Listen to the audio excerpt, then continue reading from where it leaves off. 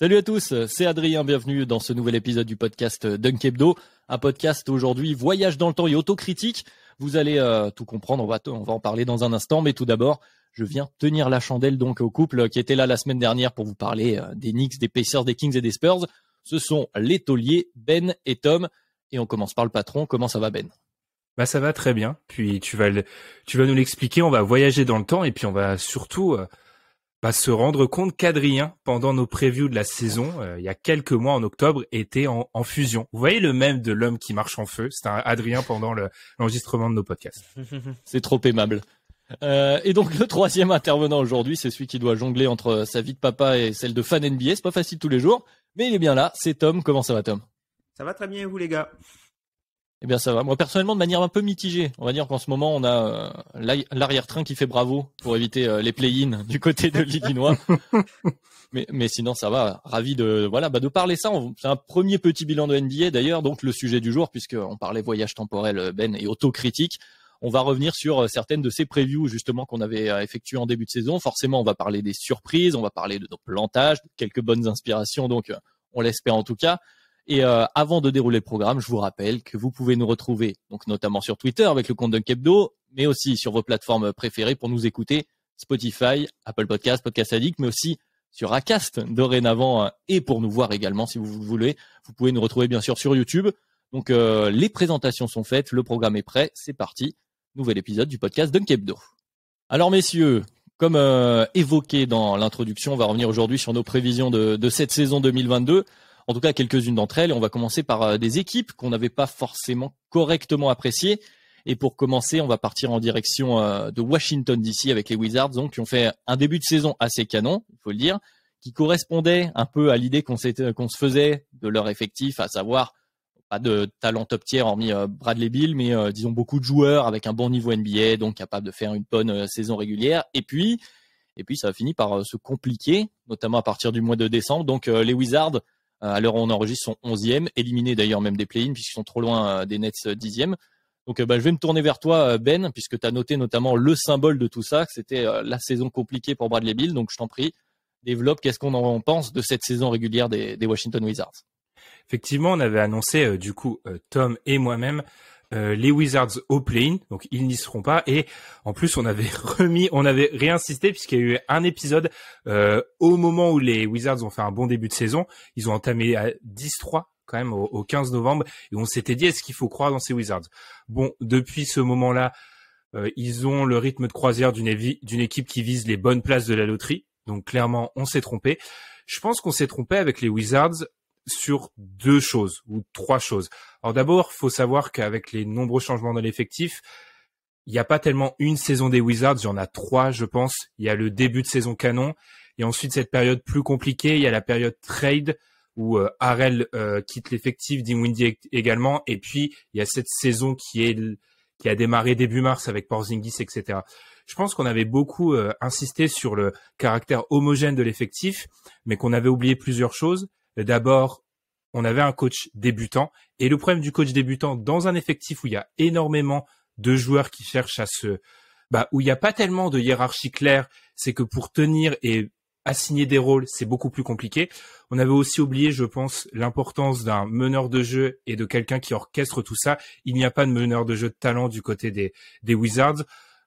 Les joueurs actuels n'ont pas le niveau. Thomas Satoransky, Raul Neto, ce sont des joueurs de banc, pas des titulaires NBA. On avait essayé de demander à Spencer Dinwiddie d'assumer ce rôle-là. Il ronchonne encore. On est en avril, donc je pense qu'il a mal vécu. Et enfin, je pense qu'on avait sous-estimé. On avait amené un coach avec Wes Unseld qui avait un profil qu'on avait aussi vanté pour ses qualités défensives. Il n'y a pas de défenseur dans cet effectif. C'est un effectif qui est 14e défense à l'Est depuis le 1er février, qui est une des pires défenses à l'Est. Si on retire ce moment, cette éclaircie du début de saison, ils étaient 3e en NBA. Donc, coach débutant, pas de hiérarchie dans l'effectif, des joueurs qui veulent s'imposer, pas de meneur de jeu, des défenseurs moyens. On aurait dû l'anticiper peut-être un peu mieux. Voilà, un premier diagnostic signé Ben. Tom, est-ce que tu fais à peu près le même ? Plus ou moins, je pense qu'il y a quelques éléments qu'on peut peut-être apporter à ce que Ben a dit, qui a été vraiment très complet. Je pense que par exemple le fait que l'équipe soit, qu'il y ait autant de joueurs qui aient besoin de temps de jeu, ben en fait quand ça fonctionne, la victoire est curative. Par contre, quand ça fonctionne pas, tout le monde commence à grogner pour ces minutes. Et je pense que c'est un peu ce qui s'est passé avec cette équipe-là. On a vu que même par exemple en enlevant Montrezl de l'équation, c'était quand même compliqué pour trouver assez de temps de jeu à tout le monde. Il y a eu une autre chose que pour moi qui peut être significative de ça, c'est par exemple, la tentative de réintégration de Thomas Bryant, qui a totalement chamboulé la rotation au poste de pivot et qui a même mis un peu Daniel Gafford de côté, lui qui était l'une des raisons entre guillemets de cette bonne défense du début de saison. On sait que Thomas Bryant a été re-signé par le régime en place et il voulait à peu près le voir. On sait que ce sont deux pivots qui sont dans des styles totalement opposés. Là où Thomas Bryant est plus un joueur offensif au poste de pivot, Daniel Gafford lui est plus un joueur qui amène la plus grande partie de sa valeur défensivement, même si il peut être entre guillemets dépanné, faire plus que dépanner offensivement. Et je pense que la dernière chose qu'on avait sous-estimé, c'est le fait que Bradley Beal ne fasse une saison comme ça toute la saison. C'est-à-dire que qu'on en avait discuté, Bradley Beal, il était très en deçà de ses standards. On s'est dit ça va forcément remonter, puisqu'il nous a pas habitués à ça. Et au final, il a été en dents de scie toute la saison et là, on peut le dire clairement, ce sera pas un membre du DH20. Ouais, probablement, en effet. Et je voudrais rajouter à ce que vous avez dit, une nouvelle fois, il y a autre chose, c'est aussi, dans la NBA moderne, les shooters, ça manque de shoot du côté de Washington. Ils sont 29e au 3-point attempt, donc l'équipe qui prend, l'avant-dernière équipe qui prend le moins de 3 points de la NBA, ils sont 26e au pourcentage, donc vraiment un mauvais spacing. Ça va aussi avec l'absence de meneur que tu soulignais, Ben. Et puis l'autre chose que moi j'avais noté de mon côté, c'est que peut-être qu'on avait aussi sous-estimé simplement le reste de la conférence. On l'avait dit d'une certaine façon que la conférence Est, en tout cas le milieu de tableau de conférence Est était assez homogène, assez dense. Il y a une surprise dont on pourra reparler, des équipes qui ont un peu surperformé, mais finalement, quand on regarde la liste au-dessus, c'est plus facile aujourd'hui bien sûr, mais c'est pas si surprenant de voir les équipes au-dessus sont meilleures en fait, tout simplement. Et ont été meilleures que ces Wizards, et ce CV ne suffit plus en fait, ce CV de tous ces joueurs. C'est quand même une déception pour moi. Hein. C'est quand même une déception puisque c'était quand même les gagnants potentiellement du transfert de Westbrook, parce qu'ils avaient pu. C'est quelque chose qui avait manqué à ces Wizards là pendant des années. C'est-à-dire qu'ils avaient par exemple une star voire border superstar avec Bradley Beal, et à chaque fois on se plaignait en fait que c'était une équipe qui manquait de profondeur. Et là, ils arrivent à retrouver de la profondeur, ça fonctionne un temps, mais après ça se déraille complètement. Et après je suis d'accord avec toi pour la notion de 3 points, surtout quand tu vois que par exemple, voilà, Bertans, depuis qu'il a été re-signé, dès qu'il a été re-signé, il a plus apporté ce spacing qui est resté du spacing théorique. Là, qui se perdent, les minutes ont pu se débloquer pour qu'il puisse avoir du temps de jeu à la fin de saison. Et après, il y a l'ami de Ben, Rui Hachimura, qui fait pas beaucoup de bien non plus à cette équipe. Je suis assez d'accord avec vous. Après, il y a, par exemple, si on prend l'exemple d'une équipe comme les Hornets, qui, à l'époque, si on prend notre machine à remonter dans le temps, était mis plus ou moins dans le même tiers que celle des Wizards. Il y a 6 matchs, les gars. Il y a 6 matchs, c'est énorme. Mais c'est plus l'écart que la place qui est violent. Et exactement, c'est vraiment l'écart, parce que les Wizards, ils sont plus dans la course au play-in depuis le All-Star Break. Enfin, ça fait longtemps en fait qu'on les a totalement écartés. Donc je pense que c'est l'écart qui est aussi important. Et pour revenir sur ce qu'a dit Tom, et compléter aussi ce que tu as pu dire, Adrien, le manque de spacing, c'est vrai qu'on a dû donner du temps de jeu à Kispert, alors moi, honnêtement, n'étudiant pas la draft, étant un rookie, j'ai découvert avec mes visionnages des Wizards. C'est un joueur que, tu vois, à l'heure actuelle, il prend des tirs parce qu'il faut les prendre pour créer du pseudo-spacing du côté des Wizards, parce que la réussite n'est clairement pas là. Mon ami Rui Hachimura, qui prend, je ne sais pas comment, il est à 53% à 3 points, parce qu'il a quand même tendance à mettre des shoots, il n'est pas respecté en fait en tant que shooter, et on parle beaucoup de cette notion de c'est bien de mettre tes tirs, mais parfois le spacing théorique que tu apportes avec la crainte que tu amènes aux défenses adverses, c'est presque plus important. Rui Hachimura n'inquiète pas les défenses adverses. Puis comme Tom l'a dit, par exemple, ce qui se passe actuellement au poste de pivot, c'est super intéressant. Ils sont donc avec Porzingis, Gafford, Bryant. Bryant ne joue plus. Gafford a été re-signé. Qu'est-ce qu'on fait? Parce que Gafford était un des éléments de la défense, c'était aussi une des pièces importantes la saison dernière. Bah, en fait, on voit bien que là, bah, en NBA, abondance de biens nuit, en fait. Ah, la question qu'est-ce qu'on fait, elle est compliquée. Bon, on était plus sur un retour en arrière, mais si on essaie de se projeter, c'est vrai que l'état des lieux là qu'on vient de faire du côté des Wizards, il pose pas mal de questions, notamment autour de ce secteur intérieur. Bon, de Bradley Beal aussi, j'imagine. Tom, j'ai vu que tu voulais intervenir. Non, je disais que, l'abondance de biens nuit, mais pas pour tout le monde, puisque tu vois, Memphis a la même stratégie et ça se passe pas pareil, tu vois. Mais après, encore une fois, la victoire est Rendez-vous dans notre partie leçon à tirer, Tom. Oui, teasing. Okay. Teasing. Voilà pour le constat des Wizards. Je pense qu'effectivement, bon, c'est une déception globalement. C'est une équipe sur le papier avec un Bradley Beal en tête d'affiche qui visait au moins les play-in, j'imagine. Oui. Donc effectivement, bon là, cet été, il devrait se passer des choses, ça devrait bouger. Donc on va passer à une autre équipe surprise, mais peut-être plus positive. C'est une des plus grosses surprises d'ailleurs de cette saison, avec les Grizzlies, qui mériteraient d'ailleurs un podcast consacré, mais on n'a pas réussi à le glisser pour le moment dans le planning Dunk Hebdo. Pour les intéressés, d'ailleurs, je vous invite à aller écouter Tom. Justement, tu étais invité la semaine dernière, je crois, par l'Écho des Parquets pour en parler. Donc vous en avez parlé longuement, vous saurez tout des Grizzlies. Allez écouter l'expertise de notre cher Tom.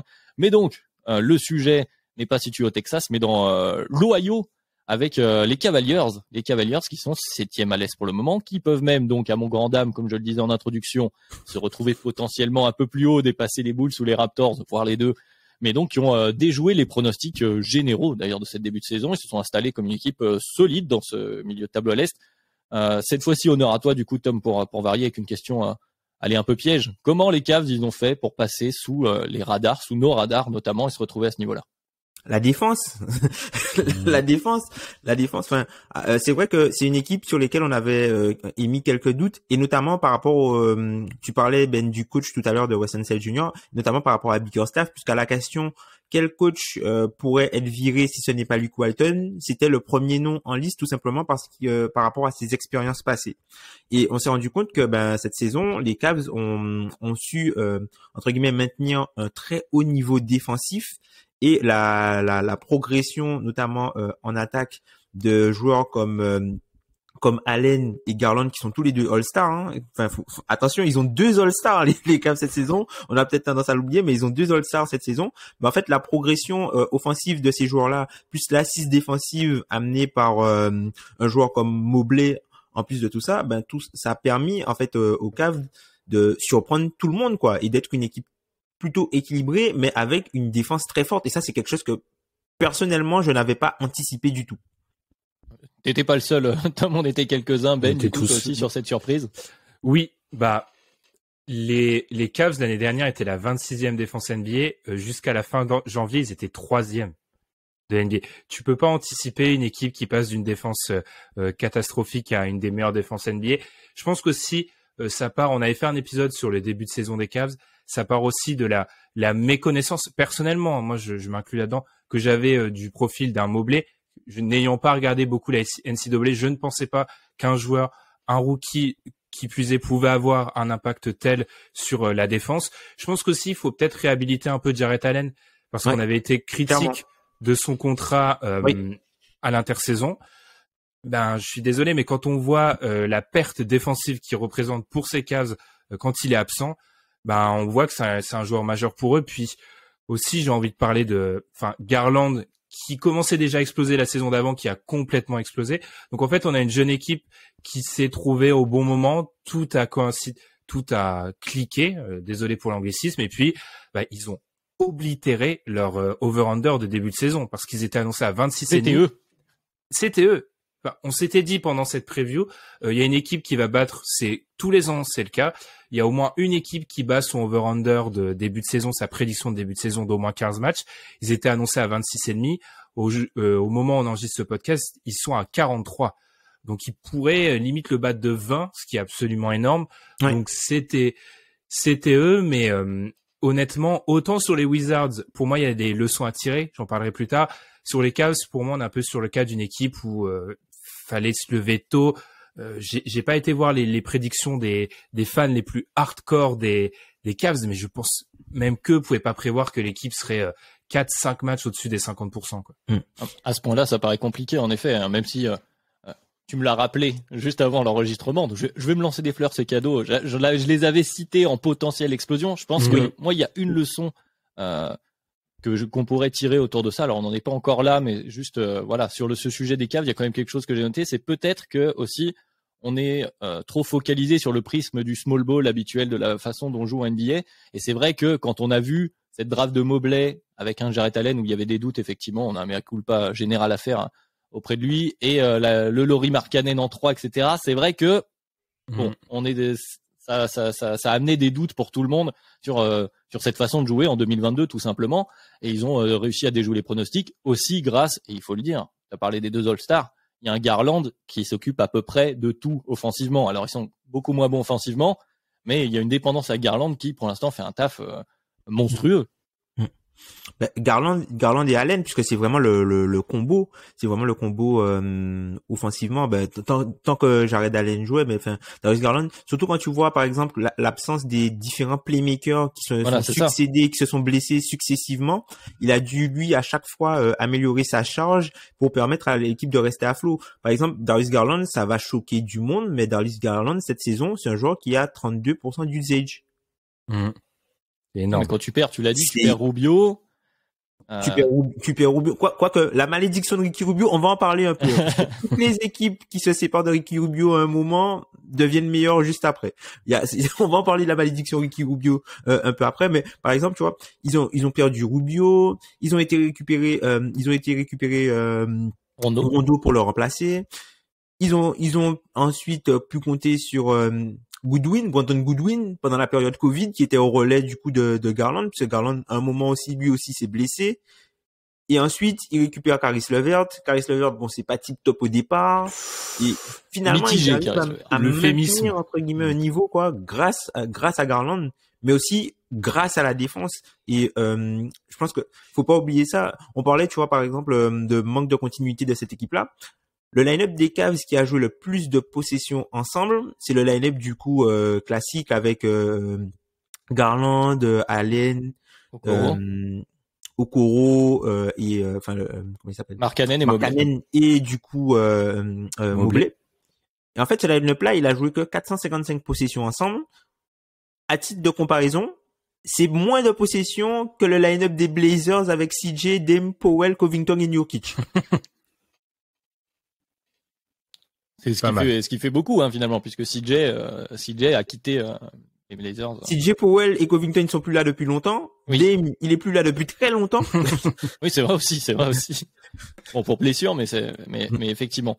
Mais du coup, ça pose aussi plusieurs questions, un peu à la manière des Wizards qu'on venait évoquer. C'est-à-dire que c'est cette équipe-là, drivée par Garland, omniprésent, ça a l'air de plutôt fonctionner. Donc avec aussi, comme tu l'as dit, la défense qui amène de l'attaque. C'est vrai que ça se génère aussi. C'est ce qu'on voit souvent du côté du Jazz. On en avait beaucoup parlé au fur et à mesure de la saison. Bon, la question de ces guards, justement, de cette responsabilité, il y a toujours ce Colin Sexton quelque part dans l'effectif, puisque bon, a priori, je sais pas où vous les sentez, mais les Cavs, si on passe un tour, ce sera une bonne performance. A priori, ce serait compliqué de faire un peu plus. Donc bon, derrière, est-ce que ça déjà va être si on évite le play-in, hein, parce que déjà pour l'instant ils y sont effectivement. Et fin de leur calendrier, elle est, enfin pour moi ils vont au play-in et du coup je sais même pas s'ils sortent du play-in en fait. Désolé de te griller ta question.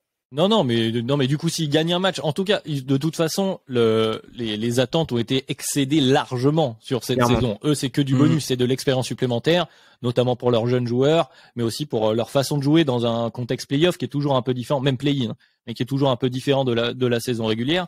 Donc ensuite, va se poser la question de cette base. Est-ce qu'on fait confiance à cette base? Est-ce que cette saison, voilà, je vais poser la question plus directement, est-ce que cette saison, c'est un feu de paille ou est-ce que c'est vraiment des fondations sur lesquelles s'appuyer? Je pense que c'est des fondations. Alors déjà, je pense pas que tu sois du côté des Cavs dans une situation où tu puisses te dire « Ah non, c'est un feu de paille ». Parce que d'abord, on sort d'une reconstruction qui a été longue, qui a amené beaucoup de souffrance quand même. C'est la première saison où on parle en bien des Cavs. Souvenez-vous, le départ de LeBron James, ça commence à dater.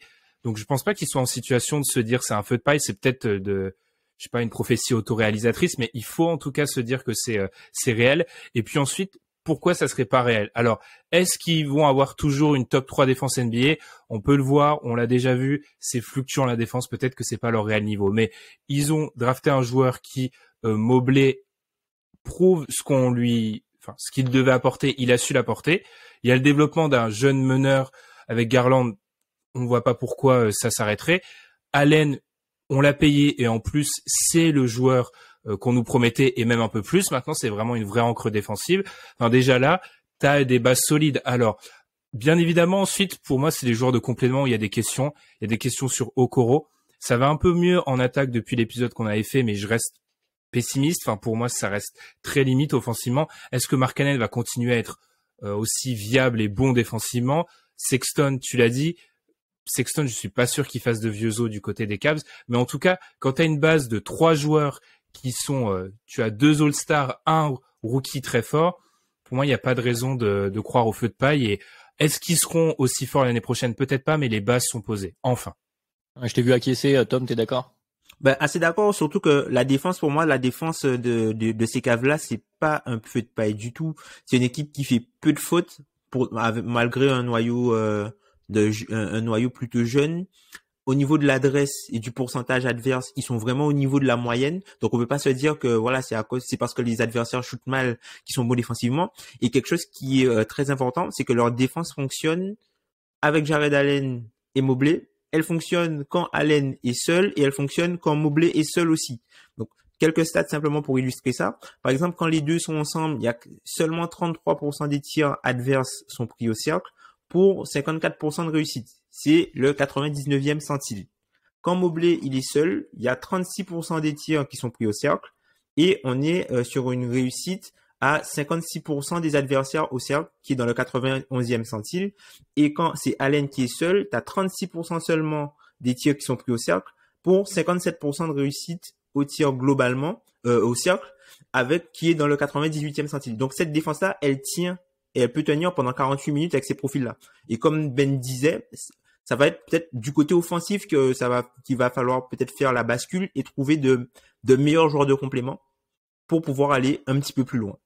Oui, c'était surtout de ce côté le sens de ma question. C'était parce que évidemment l'éclosion de Darius Garland est bénéfique pour eux et je lui souhaite que ça continue sur cette pente-là. Mais c'est vrai que là, sa capacité de shot making, de tir très compliqué, de tir en pull-up, enfin il doit faire beaucoup justement par l'absence d'un meneur de jeu stable, d'un autre créateur sur les lignes extérieures.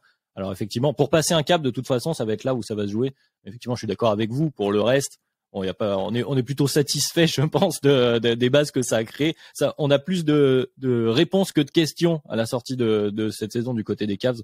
Donc finalement, c'est plutôt positif. Je sais pas si vous voulez rajouter encore quelque chose. Sur la défense, j'ai oublié de le dire avec les Wizards, mais par exemple là, on aurait pu vraiment se méfier du début de saison des Wizards. Tom parlait de la réussite au tir des adversaires contre les Cavs. C'était une anomalie totale, le pourcentage de tirs auquel les Wizards réussissaient à maintenir leurs adversaires en début de saison. Donc ça, c'est le genre de stats sur lesquels on aurait dû se méfier. Deuxième chose, c'est quelque chose que moi j'ai toujours aimé, regarder les défenses qui arrivent à créer des turnovers et les Wizards, par exemple, n'en créaient pas. Donc c'est peut-être des éléments sur lesquels il faut plus se baser pour se dire c'est une défense qui va se maintenir dans le temps. Finalement, on a décidé de tirer des grandes leçons en fin de podcast, mais on va en tirer tout du long. J'ai l'impression, mais justement, ça sert à ça. C'est un des intérêts de cette review, de nos previews finalement. Donc, du coup, continuons sur le dernier sujet équipe, on va dire pour aujourd'hui, qui sont les Golden State Warriors, donc 3e à l'Ouest. Alors finalement, on ne les avait pas si mal pronostiqués que ça, puisque en réécoutant, on t'entend Ben notamment leur prévoir l'avantage du terrain, et c'est toujours possible, même si c'est bien parti, mais ça reste voilà. On va voir sur les quelques derniers matchs de l'NBA, puis surtout que bon, on va pas parler de dégringolade, mais ça tousse un petit peu en ce moment ces derniers jours du côté de la baie. Donc Ben, retour à toi. Tu semblais dire dans notre préparation qu'on s'était peut-être un peu trop focalisé sur les superstars du côté des Warriors, donc notamment le trio Curry, Drexler et le All-Star Andrew Wiggins bien sûr, et peut-être pas assez sur le reste de l'effectif, la profondeur de l'effectif. Bon, ils ont quand même relativement répondu présent, je pense notamment à Jordan Poole, non?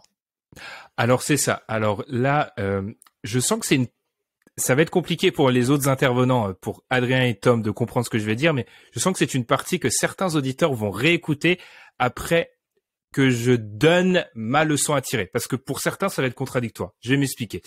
Pour moi, je pense qu'on avait sous-estimé la capacité des Warriors à avoir des joueurs sur leur banc qui puissent être intégrés au 5 de départ, ou en tout cas apporter des choses en cas de blessure du 5 majeur, en fait. C'est-à-dire que on a pu voir que, et là, je pense qu'il faut tirer notre chapeau et donner du crédit à Steve Kerr, parce que je trouve qu'on a un peu critiqué Steve Kerr quand même sur les 12-14 derniers mois. Bien, en fait, ce qu'ils ont fait l'année dernière, c'est aussi créer des conditions dans lesquelles, en cas de pépin physique, parce qu'on le sait, le trio de stars ou de superstars du côté des Warriors est assez âgé, eh bien, en cas de pépin physique, il y a des joueurs qui sont prêts à être intégrés dans des rôles quasi majeurs dans l'effectif. Ça peut être le cas d'un Jordan Poole. Wiggins a parfois eu un costume mouvant, pas toujours adapté à ce qu'il pouvait produire, mais en tout cas, c'est ça que je voulais montrer du côté des Warriors, c'est qu'on a peut-être sous-estimé que ils ont pas de la fausse profondeur. J'expliquerai plus tard ce que j'estime être de la fausse profondeur. Ils ont de la vraie profondeur avec des joueurs qui sont en capacité d'apporter quand on leur demandera d'augmenter un petit peu le costume. Et puis, par rapport aux Warriors, 2 regrets. Première chose, je le fais à chaque preview, j'avais oublié de le faire, le calendrier. Leur début de calendrier était super accessible. Ça, je l'aurais vu, j'aurais été peut-être un peu plus sûr de ma prédiction. Et deuxième chose, on n'avait pas anticipé qu'à l'Ouest, il y allait avoir beaucoup entre les blessures, les Blazers par exemple, etc., il y allait avoir beaucoup d'équipes en deçà de ce qu'on avait prévu. Donc voilà un petit peu le cocktail qui explique, je pense qu'on avait à l'époque sous-estimé les Warriors. Tom, quel diagnostic tu fais toi aussi? Tu penses que vous avez sous-estimé ou tu les vois à peu près finalement comme Oui, je pense que on est peut-être trop resté en fait sur les Warriors de l'an dernier. Et en fait, on a sous-estimé, comme disait Ben, les joueurs au minimum qu'il y avait, parce que Otto Porter, top 15 shooter, cette saison, il a été bon. Enfin, il a apporté de bonnes choses. Iguodala, même s'il a été longtemps blessé, mais au début de saison, il a été très bon aussi avec cette équipe-là. Et on a sous-estimé, je pense, le côté connexion et le niveau de Draymond, je pense. Parce que Draymond, en début de saison, s'il joue plus de matchs, la conversation pour le défenseur de l'année, elle est pliée. Et tout l'apport en fait que Draymond Green a apporté défensivement, et le début de saison de Steph Curry aussi qui était hallucinant. Hein. Je me souviens que par exemple au début de saison, Stephen Curry, lorsqu'il y a eu le premier straw poll entre guillemets, enfin la première petite enquête d'ESPN pour simuler le trophée d'MVP avec les votants, il était de très loin numéro 1, limite unanime quoi. Il était parti sur des bases de 2015-2016. Sur des bases exceptionnelles. Donc oui, je pense que ces éléments-là, on les a sous-estimés. Et même si je pense qu'on avait bien prédit le côté qu'il y aurait eu des blessures, qu'il y aurait eu peut-être un peu de dualité, notamment avec les jeunes, que certains jeunes n'étaient pas prêts, et il aurait fallu faire un choix entre les jeunes et les vétérans. Mais c'est vrai qu'on n'a pas prédit que ça aurait aussi bien marché, en tout cas. Et même si on les a classés... même si le classement final correspond à ce qu'on attendait, mais la façon dont ça s'est déroulé est différente, je pense, de notre perspective. Un peu par exemple pour les Bulls, ou même si les Bulls finissent là où ils finissent, ou même s'ils finissent en play-in, on n'avait pas anticipé qu'ils seraient aussi haut et qu'ils seraient descendus. Par exemple, on pensait que ce serait peut-être une équipe qui serait restée, tu vois, à 40, peut-être qui aurait gagné 45 matchs, mais qui aurait fait la différence vraiment sur la fin, quoi. Pas qui serait parti très haut et qui serait descendu au fur et à mesure. Je vois ce que tu veux dire. Pour rajouter, j'avais noté comme toi, Ben, comme ce que tu as dit, le crédit à Steve Kerr, je pense que c'est ça. Alors, il y a un mot qui fait toujours débat, notamment chez nous, à De Kebdo, c'est la culture Warriors, comme on dit, mais je pense que il y a un peu de ça. Donc, le crédit surtout à Steve Kerr sur le fond de jeu, finalement, des Warriors, qui est appliqué par tout le monde. Comme vous l'avez dit, l'interchangeabilité, du fait que tu peux intégrer dans le 5 quand tu as une blessure quelqu'un d'autre, et ça joue un peu de la même façon. Même le banc arrive avec même les jeunes joueurs. Il y a Gary Payton 2, là, le fameux, le fils de, qui fait une super saison et qu'il faut saluer. Je pense qu'il y a un travail de scouting aussi du coup qui est assez bon du côté des Warriors pour ça. Et puis sur Draymond Green, je te rejoins Tom. Déjà défensivement c'est incroyable ce qu'il crée. Et puis il y a peut-être une question de justement de leadership, de hiérarchie. Tu parlais Ben sur les Wizards de cette absence de hiérarchie qui rend le projet sur le terrain un peu flou, qui peut créer des tensions. Du côté des Warriors, tout le monde sait qui sont les patrons. On joue comme ça. Point barre. Et c'est-à-dire que pour les jeunes joueurs, même les jeunes joueurs un peu stars, les Kuminga et comment ça s'appelle, le pivot là, qui est toujours pas revenu. Wiseman, merci. T'es un peu protégé des lumières, de l'attente qu'on a de toi. Tu sais, ton rôle est assez clair. Et je pense que ça a joué sur l'appréciation. En plus, je rajoute aussi que j'avais noté la peur du retour de Clay, alors qu'il effectivement est mitigé, même si ça monte petit à petit. Mais je pense que la peur de ce retour-là, on avait du mal à se dire bon, ça va quand même tenir. Et Jordan Poole a rempli en plus le rôle qui manquait à ce moment-là. Donc effectivement, c'est sur la manière, tu l'as bien résumé Tom, je pense, sur la manière, on les avait pas vus comme ça. Donc c'est plutôt positif, même si là sur cette fin de saison, comme je le disais en parlant au tout début, peut-être quelques doutes quand même sur le résultat final après les playoffs, non? Un des pires bilans depuis le All-Star Break. Et puis, juste simplement pour rajouter un joueur qu'on n'a peut-être pas mentionné sur ce passage, notamment pour les Warriors, c'est qu'Evon Looney, en fait, qui a toujours été un joueur qui avait des problèmes de santé et qui est en route potentiellement pour pouvoir jouer les 82 matchs. Et du coup, on se disait, sans qu'Evon Looney, avec potentiellement entre guillemets Draymond, qui aurait pu se blesser, ça veut dire que ça te met, par exemple, Wiseman, s'il était revenu avec beaucoup de minutes, voire même Kuminga. Kuminga, il a su répondre cette saison en montrant énormément de choses intéressantes, même au poste de pivot. Mais c'est vrai que, le fait d'avoir eu Looney toute la saison, ça a permis de ne pas avoir de questions à se poser sur ce poste-là. C'est vrai qu'on va faire jouer Bielica aussi. Vas-y, je t'en prie, Tom. Parce que je voulais citer un nom en plus. Non, en fait, par rapport à l'interchangeabilité des jeunes joueurs, je pense aussi il faut souligner le travail qu'ils font et qui est fait par de plus en plus d'équipes NBA d'aller-retour avec l'équipe G-League. Et puis aussi, Tom parlait on avait anticipé la possibilité d'un choix entre jeunes joueurs et joueurs un peu plus expérimentés. Ouais. Ils n'ont pas eu à le faire, en fait. C'est, par exemple, quand on voit Wiseman, alors c'est malheureux, hein, mais ils n'ont pas eu à le faire. C'est peut-être ça aussi que, malheureusement, on n'avait pas anticipé que Wiseman n'allait pas aller vivre une saison comme il l'a vécu, mais blanche, mais ils n'ont pas eu à le faire. Enfin, Même chose pour Kuminga, du coup. Avec les blessures qu'ils ont eu, Kuminga a pu avoir un peu de temps de jeu, engranger un peu d'expérience sans que ça se voit sur les minutes d'autres joueurs, puisque c'était pour compenser des blessures.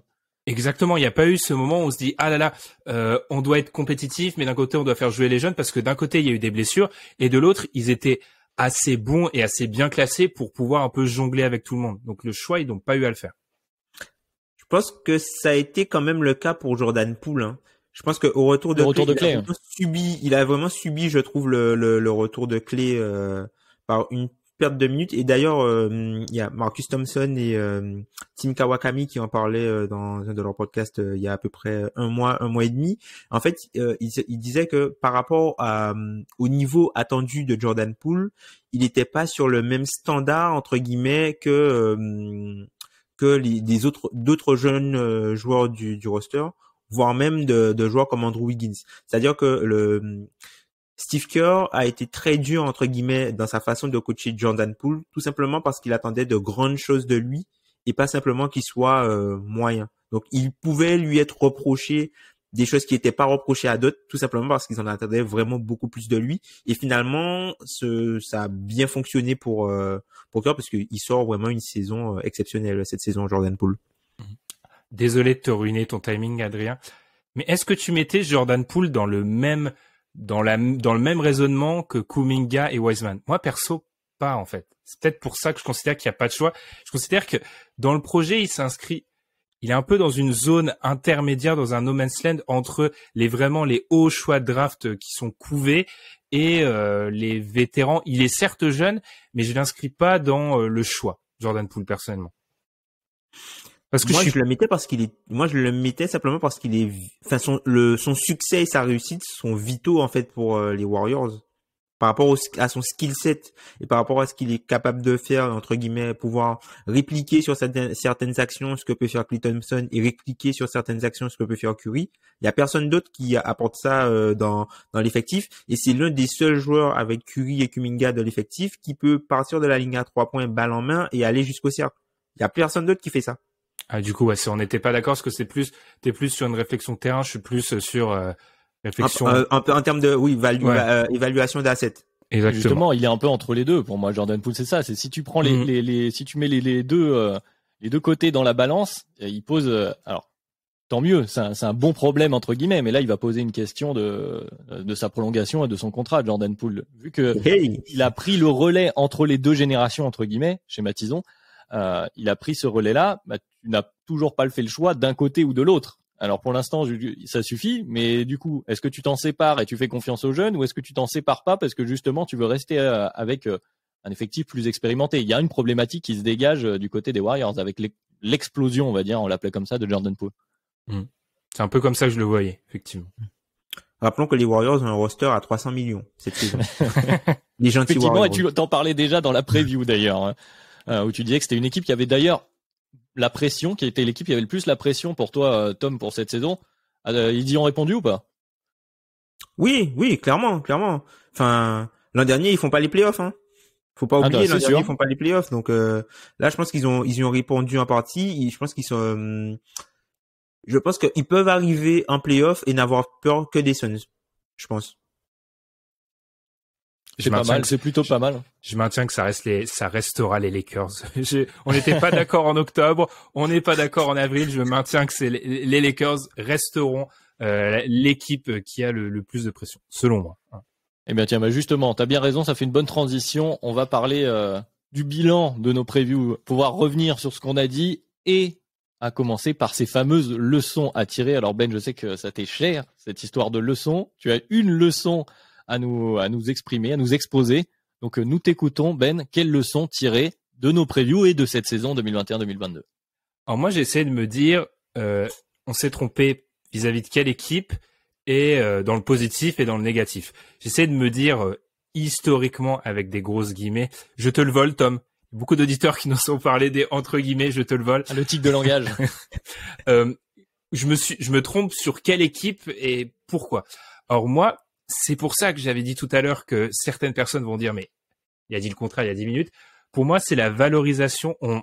Collectivement, on exagère trop les rotations et on valorise beaucoup trop la profondeur d'effectifs. Je vais m'expliquer.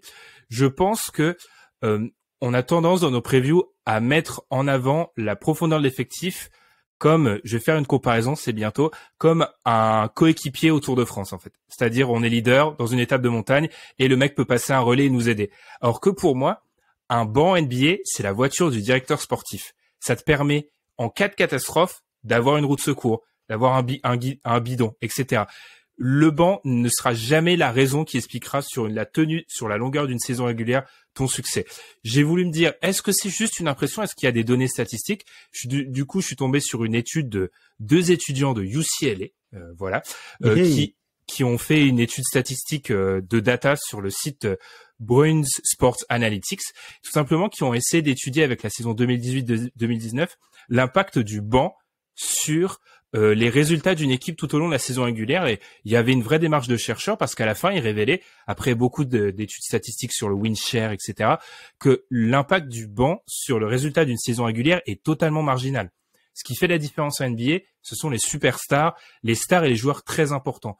Donc je pense que ma grande leçon à tirer, c'est que quand je vois un effectif comme celui des Wizards, qui est peut-être, qui est profond 8, 9, 10, en réalité, 8, 9, 10 dans la hiérarchie est largement moins important que ce que va produire 1, 2, 3.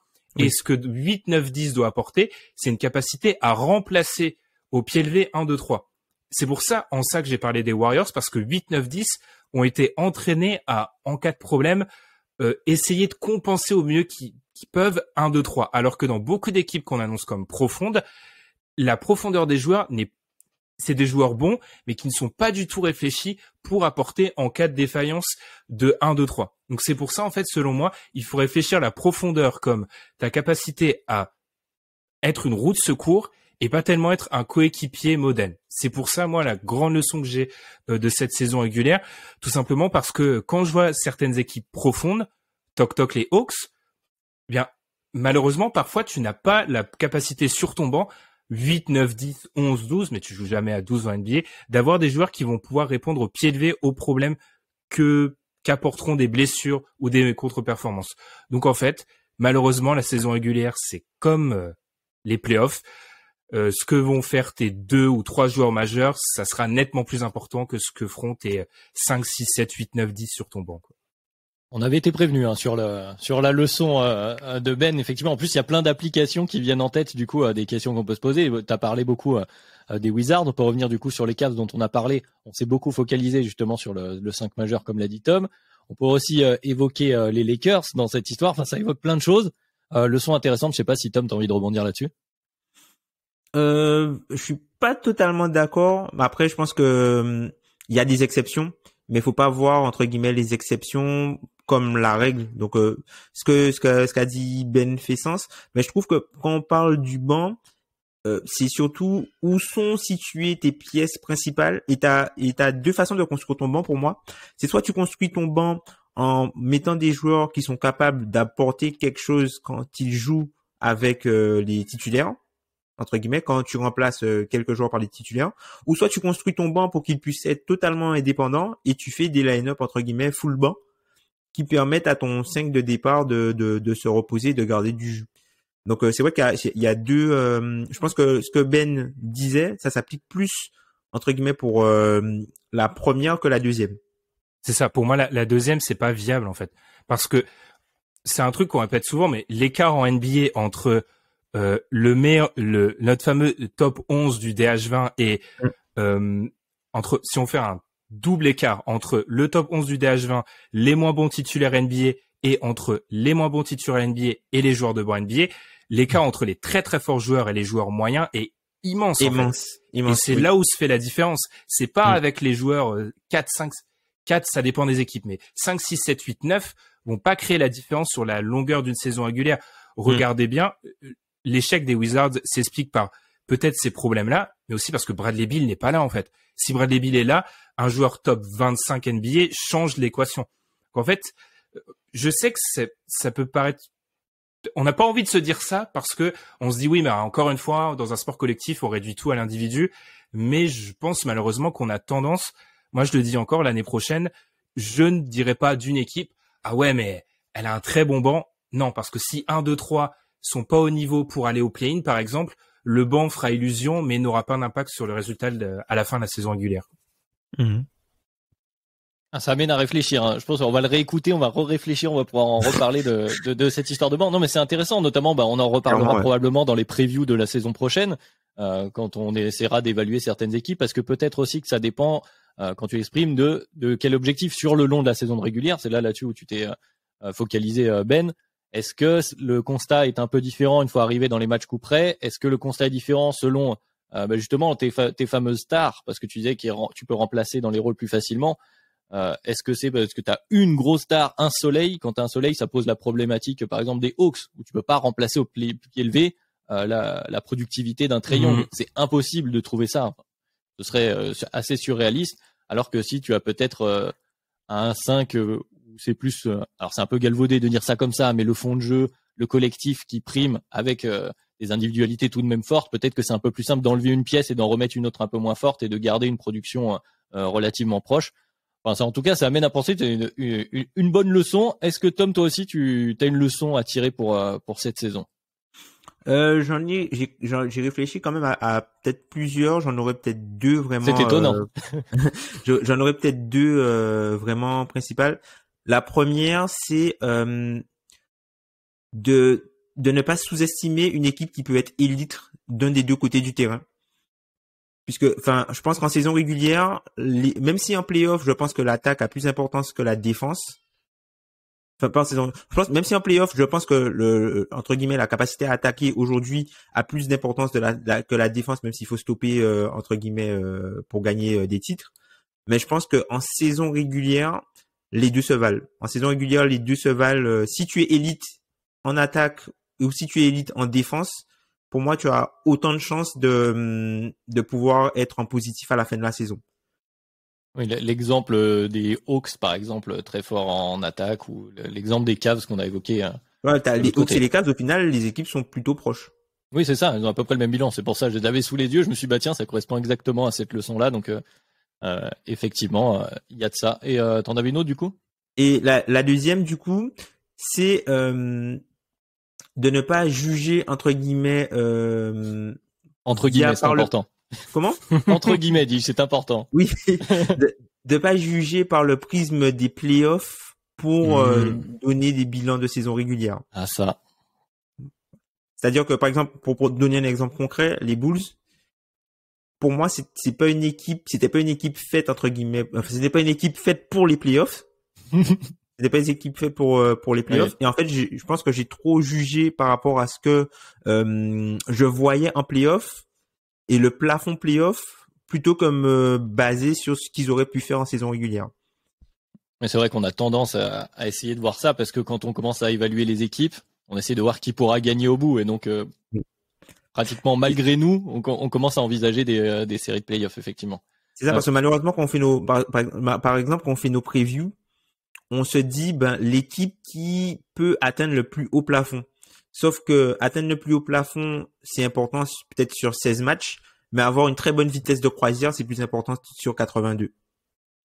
On est d'accord avec ces leçons, Ben, également? Ouais, même si pour moi, du coup, d'un côté, c'est viable pour...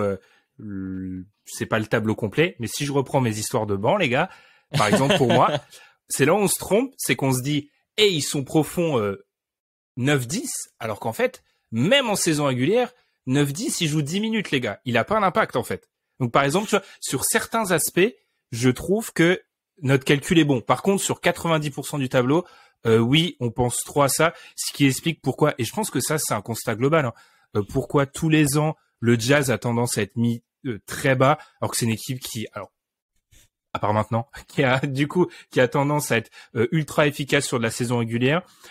Et comme l'a dit Tom, sachant que, en réalité, quand on fait un classement de saison régulière, on pense aussi au ranking qu'on aura sur de potentiels playoffs. Donc en fait, c'est la limite de l'exercice, quoi.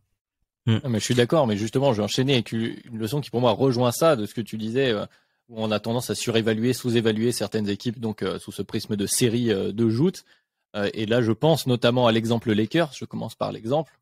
On avait du mal à trop descendre en début de saison. C'est-à-dire qu'on avait des ressentis négatifs.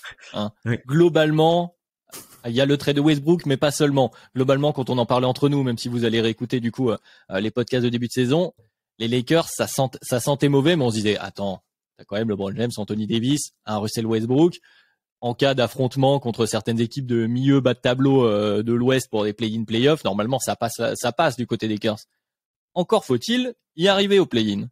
Et là actuellement, c'est loin d'être gagné du côté des Lakers. Et donc c'est une des choses que j'avais notées, c'est dans les previews, on a tendance à modérer nos ressentis négatifs. C'est-à-dire que quand il y a quelque chose qu'on trouve pas, on n'est pas très fan, on a tendance à se modérer en se disant, je voudrais pas être un hater, je voudrais pas me faire tomber dessus par les fans ou X ou Y raison. Mais en tout cas, on a tendance à réfréner ces avis-là et de la même manière, on a tendance à céder des fois une certaine hype. Et je pense qu'il faut aussi parfois se faire un peu confiance. Alors, on risque de se tromper, bien sûr, mais il faut se faire confiance puisque si je prends les certaines hot takes, pour reprendre un anglicisme qu'on avait donné dans les podcasts de preview sur, et ben voilà, les Knicks hors playoff pour toi Ben notamment, donc c'est les Lakers. Et ben on les ressentait, mais on avait un peu du mal à l'exprimer, on avait un peu de doute, ça se ressentait. Donc il faut savoir se faire confiance à ces moments-là, sur notamment quand on a un a priori négatif. Et je rajoute du coup, parce que je l'avais noté pour la blague, mais quand même, ne jamais parier de l'argent sur la NBA, sur le sport en général. Je pense que c'est ça, moi, ma grande leçon des previews et du bilan de cette saison. Non, mais je te rejoins totalement parce que il faut dire, alors pourtant c'est à notre petit niveau, hein, mais les rares fois où je me souviens au cours d'une preview où on a fait pas l'erreur, mais en tout cas on a eu la démarche de se dire cette équipe-là j'y crois pas. La première réaction que tu peux avoir d'une fanbase, c'est tu es un hater. Alors que parfois on a vraiment, il y a des choses auxquelles on ne croit pas. Enfin franchement, on se serait écouté en début de saison, c'est pas pour nous lancer des fleurs, mais je pense que très peu de membres de l'équipe auraient mis les Lakers aussi haut.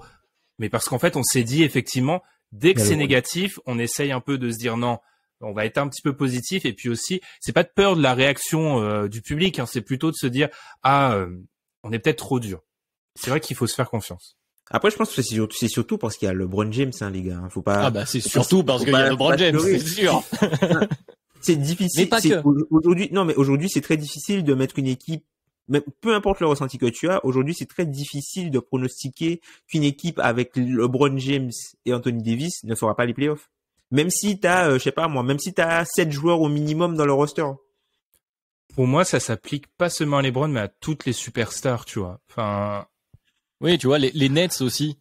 Les Nets, par exemple. Ouais. Alors, les Nets, ils ont vécu, c'est un vaudeville, hein, la saison des Nets, mais... Ben oui, mais justement. Vegas les a hauts encore pour le titre, hein, les Nets. Ah, les Nets, ils sont deuxième derrière les Suns. Pour moi, ça a pas de sens. Ça a pas de sens. Deuxième derrière les Suns? Ouais, oh, ouais. La vache. Ouais, c'est où, hein. Ah, ils sont deux. Tu vois, donc, après, c'est la NBA, c'est, je pense que, bref, là, on va pas rentrer dans les théories sur comment Vegas fait ses cotes, hein, mais bref. Oui, non, mais tu vois, pour reprendre un autre exemple, si tu veux, pour pas prendre les Lakers, je reviens sur les Knicks. Après la saison qu'ils avaient fait, cette qualification miraculeuse en play-off, etc. Enfin, miraculeuse, non, cette qualification en play-off avec un bilan solide. Non, mais il faut dire les choses. Ils avaient largement le bilan, ils y étaient en play-off et ils l'avaient bien mérité. Et après, ces transferts d'intersaison où ils ont augmenté le talent globalement, il y a peu de monde qui voulait les sortir et les descendre très très fort. Et c'est normal aussi du côté des fans ou ceux qui suivent plus assidûment les Knicks, on a envie d'y croire et se dire allez, c'est une pente ascendante qui démarre, donc ça va continuer. Et pourtant, eh bien voilà, ils sont 12e. Hein. Ils sont tombés sur le trophée Isaiah Thomas que tu avais bien pronostiqué, Adrien. Tout à fait. Mais justement, on en reparlera de nos pronostics. Je sais pas si vous avez d'autres leçons bonus quand même. Bah, tu me fais penser à une leçon. Pour des équipes qui n'ont pas de joueurs dominants, se méfier de la tendance d'un momentum qui se transférerait d'une saison à l'autre en fait. Enfin, genre ça, il faut... Les Knicks, tu vois, quand t'as parlé des Knicks, ça m'a fait penser à ça, c'est-à-dire quand tu n'as pas des bases solides, et on sait en NBA, des bases solides, ça veut souvent dire soit un système dominant, je peux penser au Jazz, soit plus souvent une superstar, le succès d'une saison va pas forcément se répéter sur une autre, quoi. C'est des bases un peu trop... Surtout quand tu changes les 3/4 de l'effectif. En plus. Tu vois, donc faut se méfier. Ouais. C'est un peu comme le switch playoff, c'est-à-dire que quand t'as entre guillemets 5 solutions qui deviennent 5 questions en playoff, ben si t'as 5 solutions dans une saison qui sont 5 questions la saison d'après, ben au final t'as plus la même assise et tu es beaucoup moins serein. Après, peut-être en le petite leçon supplémentaire, c'est à quel point c'est important et tu peux être créatif défensivement quand tu n'as pas de mauvais joueurs défensifs sur le terrain. Par exemple, l'exemple des Celtics avec, par exemple, Robert Williams. Si ils avaient quelqu'un à cacher offensivement, Robert Williams, il aurait pas pu jouer ce rôle-là. Tout simplement parce que tu auras tendance à cacher ton plus mauvais attaquant, enfin ton plus mauvais défenseur, sur le moins bon attaquant adverse.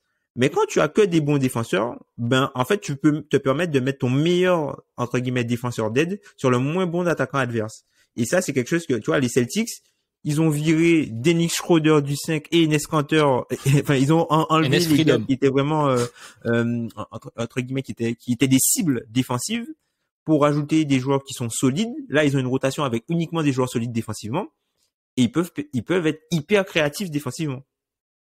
Ouais, ça amène une autre chose entre les deux, entre la leçon que tu viens de donner et ce dont on vient de parler avec les Knicks. Il y a cette fameuse question régulièrement, enfin à chaque intersaison, de renforcer tes forces ou combler tes faiblesses. Les Knicks qui ont fait le choix avec un effectif défensif, grosso modo, d'aller chercher des attaquants, et ils en ont oublié leur défense qui avait fait leur force. Alors avec des anomalies statistiques, on va pas y revenir une nouvelle fois, mais c'est une des questions qu'il faut se poser, peut-être analyser aussi d'une saison à une autre, comme tu l'as dit Ben, quand on fait des nouvelles previews. Du coup, ça c'était nos leçons. On verra d'ailleurs, on fera peut-être un récapitulatif dans nos previews de la saison prochaine pour voir si on tient bien nos leçons. On peut faire un peu des questions bonus, notamment celles que tu avais notées Ben sur les équipes League Pass, puisque dans les previews, tu nous avais demandé quelles équipes on allait le plus regarder en dehors de nos équipes favorites, notamment pour Tom et moi. Alors je vais commencer par toi Tom. Alors tu avais cité tout simplement Indiana parce qu'ils jouaient le plus tôt. Est-ce que tu as vu beaucoup de matchs d'Indiana finalement? Ben au final, au début de saison, oui, parce que j'arrivais à rester éveillé pour regarder les matchs en direct. Mais après, j'ai switché en fait sur le mode replay avec grâce au League Pass. Et on va dire que j'ai la deuxième équipe que j'ai le plus regardé, je pense après Memphis, ça a été Minnesota. Minnesota pour qui ça s'est plutôt bien passé, comme tu l'avais pressenti notamment dans les previews. La malédiction Ricky Rubio. La fameuse, on y revient. Toi, Ben, t'avais dit que t'allais beaucoup regarder les Hawks pour essayer de comprendre pourquoi Trae Young. Alors, pourquoi Trae Young, Ben?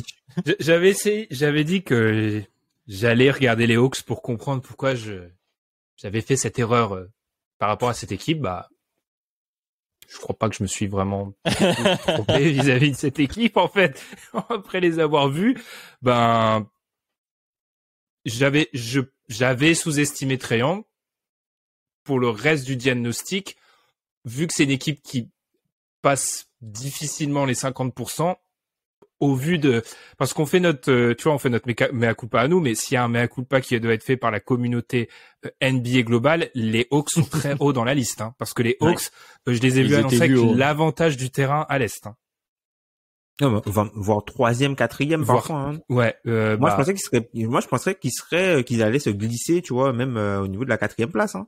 Parce que j'ai peut-être aussi surestimé leur fin de saison dernière. Et j'ai oublié que Nate McMillan, il a eu une vie avant la saison dernière. Ah oui, aussi, se méfier des équipes. Alors ça, on avait eu l'exemple du Heat il y a quelques années. Les équipes qui font 2 parties de saison, Dr. Jekyll et Mr. Hyde, il faut prendre la moitié et se dire que c'est ça. Il faut pas parier sur une ou l'autre des moitiés de saison parce que tu vas te tromper très souvent. Ça marche sur les joueurs ou pas aussi? Ça marche sur les joueurs, je pense aussi. Ouais, on verra. Je n'irai pas plus loin dans l'allusion. Et du coup, pour répondre à cette question, moi, j'avais annoncé regarder un peu de Charlotte Hornets, un peu plus de Charlotte Hornets. Alors, je l'ai tenu pendant quelques semaines et puis finalement, comme tu l'avais dit d'ailleurs, Tom, toi, dans les previews, c'était sur c'était sinusoïdal en termes de niveau d'expérience du côté des Hornets. Et il y a une autre équipe assez hype en termes de fun parce que voilà, c'est l'équipe en dehors. On en parlait avec Ben un peu hors antenne avant de commencer le podcast. C'est vrai que finalement, les soirs, personnellement, je regarde pas les Bulls, je regarde plus des match-ups que des équipes, finalement. Et quand tout de même j'avais envie d'équipes fun, il y a les Grizzlies qui se sont glissés devant les Hornets parce qu'effectivement, il y a quand même eu une super saison du côté des Grizzlies. Et du coup, ben oui, parce qu'on enchaîne finalement, parce que c'est moi qui présente. Du coup, en termes de bonus, j'aurais distribué ce que j'avais noté un peu les bons et les mauvais points. Il y a des mea culpa, mais il y a surtout les bons points. On va même pas faire les mauvais. Les bons points avec le temps qui nous reste. Niveau des prédictions qui ont été plutôt pas mal. Tom, il y avait quelques prédictions, donc notamment le trophée de rédemption qu'on avait annoncé, donc du joueur qui allait redorer un peu son image. Tu avais cité Steven Adams, justement, ça me fait la transition avec les Grizzlies. Bon, Steven Adams c'est de retour parmi les pivots qui comptent en NBA. Clairement, machine au rebond offensif. Plus de 50 rebonds de plus que Mitchell Robinson qui est 2e. L'une des pierres angulaires entre guillemets du système entre guillemets de pilonnage de Memphis et qui voilà, une fois qu'il est de retour avec un meneur de jeu percutant, montre en fait qu'il a quand même la capacité de jouer à un bon niveau. Je dirais pas qu'il est dans le top 15 des pivots de la ligue, mais par rapport à son rôle et la façon dont il le joue, qu'il est c'est un titulaire plus qu'honnête. Oui, il est précieux dans son rôle. Voilà, dans ce rôle-là, il fait partie des pivots forcément qu'on regarde. Autre bon point, Ben, cette fois-ci, le premier coach viré. Ah ouais, j'avais annoncé Luke Walton parce qu'en fait, je vous avoue qu'à cette question-là, je me rappelle encore. Je savais pas qui répondre d'autre. Et je pense qu'on avait été tous vaccinés par l'année d'avant. On avait tous annoncé Walton. Et Walton avait quand même gardé son poste. Mais vu que j'avais pas d'inspiration, je me suis dit Walton. Là, je mets tout sur le compte de la chance. Hein. Vraiment. Hors plaisanterie, c'est pour sourire. On va rester dans les coachs. Tu avais quand même aussi annoncé le Jason Kidd. Tu croyais en coach Jason Kidd. Et au fur et à mesure de cette saison, on a vu les Mavs évoluer dans leur façon de jouer, notamment sur leur défense, et remonter petit à petit le classement. Donc, convaincu par Jason Kidd? Non, mais en fait, à l'époque, j'avais expliqué, parce que en fait, on a tous réécouté notre podcast sur les 15 questions générales sur la NBA. J'avais expliqué que il y avait certaines previews qui descendaient les Mavs très bas, avec comme seul argument, Jason Kidd, c'est le coach. Oui, donc, oui. En fait, moi, j'avais dit que autant, je ne pense pas que ça soit un top 5 coach NBA, mais je pense que il est capable quand même de mener une équipe, même si c'est un personnage que j'apprécie pas forcément. Je pense qu'il va avoir ce trophée rédemption là. Et alors, je pense pas qu'il soit toujours considéré comme un bon coach NBA, mais au moins, il est considéré comme un coach NBA. Et ça, je pense que c'est déjà une avancée. Oui, oui, je vois très bien. On n'a plus peur de Jason Kidd. Il n'y a plus un a priori négatif, voilà, dans la moyenne des coachs finalement. Et qu'est-ce que j'avais noté également? Bon, évidemment, donc les Warriors, on en a parlé. T'as noté les Wolves, toi? Les Wolves et toi aussi. On en avait parlé tous les deux, effectivement, les Wolves. Alors toi, tu avais prévu un trade pour Ben Simmons des Wolves. Effectivement, mon fameux trade qui n'est jamais arrivé. Annuel. Comme d'habitude, comme Goran Dragic. Comme Goran Dragic, effectivement, qu'on attend toujours du côté d'Orlando. Du coup, oui, c'est ça. Ouais, les Wolves qui s'en sont bien sortis. Finalement, tu parlais de l'histoire, Ben, des histoires qui se répètent. Bon, du côté de Minnesota, on a réussi à déjouer un peu la malédiction de la deuxième partie de saison où on s'écroule après une hype de début de saison. Pour le moment, ils sont 7e. Ils peuvent encore même aller chercher le 6e. Bon, ça risque d'être un peu compliqué. J'ai pas les calendriers entre Minnesota et Denver qui est juste au-dessus, Denver et Utah. Mais c'est toujours possible. Donc, effectivement, les Wolves qui font une super saison, hein, on en avait parlé, c'était pas forcément évident, mais là, ça clique bien. Tom, tu en avais parlé aussi. Ouais. Bah, ça clique très bien. Enfin, la saison c'est très bien passé pour eux par rapport aux attentes qu'on pouvait avoir d'eux. Même, enfin, c'était limite inespéré de les voir hors play-in, hein, déjà. Parce que nous, on était haut sur eux et on parlait une chance d'aller au play-in parce personne ne croyait aux Pelicans. Ça, c'est sûr. Personne ne croyait aux Pelicans et du coup, on pensait les voir au niveau du play-in et là, ils sont, même s'ils sont au niveau du play-in, mais ils sont d'un point de vue bilan, ils sont très au-dessus du 8e, quoi. C'est pas proche du tout, quoi. C'est limite dommage qu'ils aient à jouer le play-in alors qu'il y a autant d'écart avec le 8e, quoi. En parlant de mea culpa, les Pelicans, quand même, vu que tu viens de le glisser, je pense qu'on peut en parler rapidement. Les Pelicans, on n'y croyait pas avant la saison. En début de saison, après un démarrage très compliqué, on va pas se mentir, on n'y croyait plus du tout. On les a même un peu enfoncés dans un podcast de début de saison. Bon, un peu beaucoup. Preuve en est, ils sont 9e. Alors effectivement, il y a un écart quand même avec les Wolves, mais actuellement, ils sont en train notamment de sortir les Lakers des play-in. On avait surestimé le niveau de certaines équipes du bas de l'Ouest, en fait, je pense. Oui, c'est vrai. Il y a eu l'implosion de Portland. Bon, t'en parlais. Je l'avais évoqué rapidement comme une possibilité. Les Kings, je vais reprendre le terme de Tom la semaine dernière, classique. L'histoire se répète pour le coup. Non, mais c'est triste, hein. C'est triste, en vrai. C'est triste, hein. Ça fait de la peine, hein. Et du coup, c'est un petit peu le jeu du play-in. Petite leçon aussi, j'en rajoute comme ça. Je pense pas que j'ai encore vraiment intégré le play-in parce que tu peux te dire que sur un malentendu, on avait déjà exclu dans chaque conférence 2 équipes qu'on annonçait à la rue, ce qui fait que, enfin, t'es à 1 ou 2 accidents industriels près d'être au play-in en fait. Ça se joue à très peu de choses en fait. Et ça, on a peut-être 3 autres équipes qui font pas le cut. Exactement. Donc, tu vois, par exemple, on prend l'Ouest. On avait déjà sorti de base Houston, OKC. Houston, ouais. Tu rajoutes des Kings qui sont à la rue. Ensuite, il y a plus beaucoup. Il y a des gens qui vont y arriver au bout d'un moment. Donc, on a peut-être même chose à l'est avec les Pacers du coup qui s'y retrouvent pas, mais parce que c'est allé vite. On a Pistons, Magic semblait en dessous, c'est le cas. Et puis derrière, voilà, les Pacers qui ont un peu déçu, de manière un peu miroir d'ailleurs avec les Kings. On avait peut-être surcoté Carles du coup pour le coup et ce qu'il aurait pu apporter à cette équipe-là. Après, il faut savoir que l'équipe des Pacers, on n'a jamais pu voir leur fameux 5 quoi. Ils ont malheureusement jamais été au complet quoi. Et puis dans les bons côtés, on avait dit un moment que on voyait pas on pensait pas que les Bucks et les Nets seraient 1 et 2. numéro 1 et 2. Et finalement, bon, les Bucks peuvent toujours être 1, mais les Nets, non, c'est bon. Ça risque d'être compliqué, ouais, en effet. Le vaudeville est passé par là. Mais les Nets, en fait, la saison des Nets, qui pouvait prévoir ça? Comment tu peux prévoir ça? Ouais, non, justement. C'est la dramaturgie NBA qui fait ce que je disais, qu'il faut jamais parier. Il peut se passer trop de choses, surtout voilà à cette ère des joueurs qui peuvent demander. Là, par exemple, pour ceux qui voudraient faire des pronostics sur la saison prochaine déjà, et parler du Jazz, commence déjà à avoir des bruits de couloir qui reviennent. Je sais pas, ça peut arriver de partout, même des équipes où on s'y attend pas forcément. Faut toujours se méfier, quoi. Même si sur le papier, les Nets, ça rejoint ce que tu venais de dire, Tom, avec Indiana. On s'est pratiquement pas vu finalement les trois ensemble avec la force de frappe magnifique.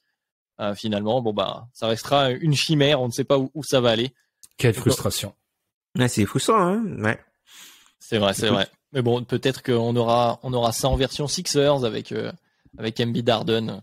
À voir pour les playoffs qui arrivent. Est-ce que vous voulez rajouter quelque chose sur sur un mea culpa à faire ou vous lancez des fleurs personnelles avant qu'on raccroche? Bah, le trophée Haïti, quand même, notre marque de fabrique. Ouais. Notre trophée Isaiah Thomas de la descente aux enfers. J'ai gagné.